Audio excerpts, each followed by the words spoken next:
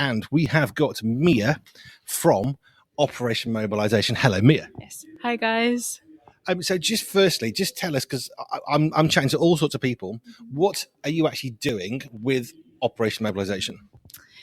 So I am on a gap year currently after finishing uni, and I'm spending the year working with OM. I started with a really cool program called Race Across Europe, where we got to interrail across Europe and just share the love of Christ with people all across Europe, which was really amazing. And now I'm just interning with them and helping run some different programs, discipleship programs and events like Teen Street that we're on at the moment. Fab. I want to come back to your accent, because what I'm loving being here is not everybody's English, which I love. So I've already chatted to people from different places. We'll come to that in a moment. But what got you involved with OM? Because this is Teen Street this week. So what brought you here specifically?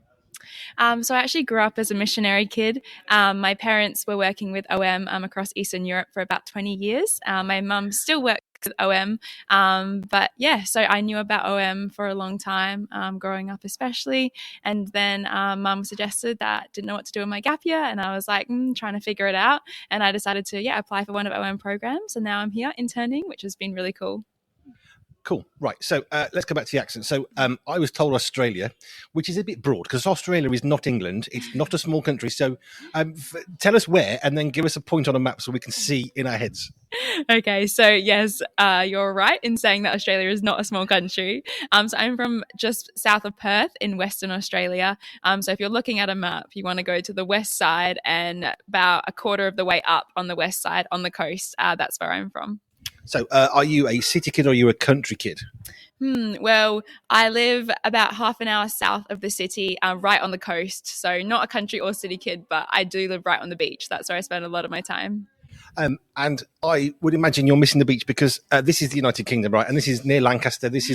We're near the Lake District. The clue's in the title, Lake. There's a lot of water around here. So how have you adjusted to being in the UK and missing home, but missing beaches? Well, there's a lot of water, especially falling from the sky at the moment, which we found a little bit different to our summer. But yeah, it's been really cool. I actually really love being in nature and around. And England is very green. That was one of the first things I noticed when I got here, and I guess that's because of all the rain. But it's also really nice to be in a different environment. I really enjoyed just being out with the sheep and all the different things here at Capernwray, which is really beautiful. And as much as I miss the beach, it's nice to be in a different environment for a little bit as well. Change is good though, because beach is amazing. But if you're there at the beach every day, all of a sudden the beach becomes, it's the beach. Is that or not? I don't know. I don't think I ever get sick of the beach. It is nice to have a change up of environment, but there is something about the warmer water than it is. I have swam in England before, and it was not what I was expecting. The water was so cold. I felt like I was in the Arctic Circle or something. But the warm beach at home is very much appreciated always, I have to say. I do know people who swim in the UK beaches, and I always think, are you mad? You haven't got a wetsuit. You haven't got emergency survival kit. I'm from the UK. Why? Why would you want to do that? I mean, what's the pull of the ocean? You've got warm water. No, it was literally crazy. We got taken, I went to stay with some English family, and we swam down near Plymouth and in Cornwall area. And it was just unbelievably cold. Like, it literally took my breath away. And I was, incredibly shocked by that. Yes, not known for our warm water as the UK. Now, you said you've got missionary parents, Yes. And you're mostly involved. What's your story of faith into that? Because I would assume, therefore, you're surrounded by churches and Christians and mission work, and there's lots of God stuff around you. But at what point did the God stuff around you then become in part of you? Yeah, that's a really good question. So I grew up in Eastern Europe as well for the first 5 years, and then we moved to Perth. And I definitely think I've always felt slightly different to the rest of the people around me in that environment, being from a very Christian family and just growing up in a different environment to the people around me. My parents always made it very clear from a young age that it needs to be our faith, not theirs. And so it's definitely a journey. I think it's never I don't like to be, no one likes to be different. And when you grow up in a Christian environment, you are automatically different. And so I think at school I kind of struggled to be a Christian and to be bold in my faith. And so it wasn't, I could answer every theory question. I had that all down packed. But when it went from me knowing about Jesus to knowing Jesus, that's when, my life really began to change. It's something I've seen so many times when I was in ministry, that parents say, how can I get my kids to church? And I use these examples so many times, so sorry, listener, if you're thinking he's said this before, but people would say to me, how do I get my children to come to church? They've got to come to church. And I used to say to them, look, the church isn't going to save them. It's a great environment, but it's not going to save them. Your child needs to understand a relationship with Jesus on their own, because if they have that relationship, you won't bring in them, they'll be dragging you whether you want to or not. So what was the change for you from knowing of Jesus to knowing Jesus?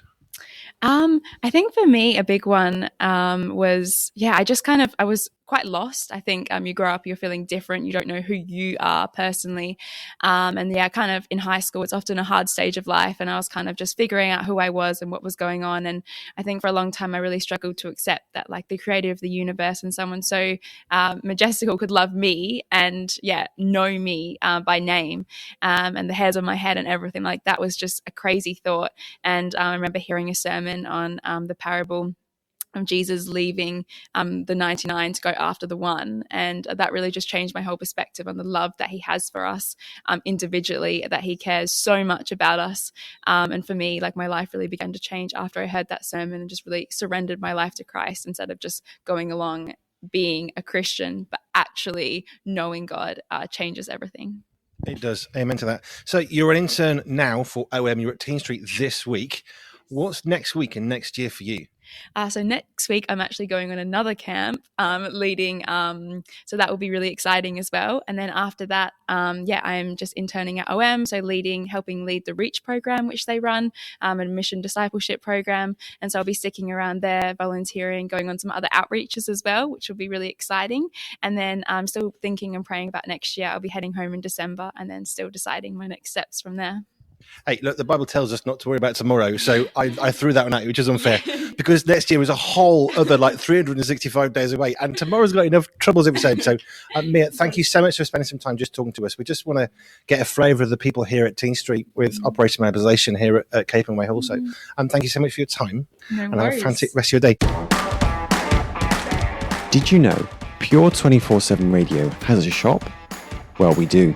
You can buy merchandise while supporting the work that we do here. Simply head over to www.pure247radio.org/shop. That's www.pure247radio.org/shop.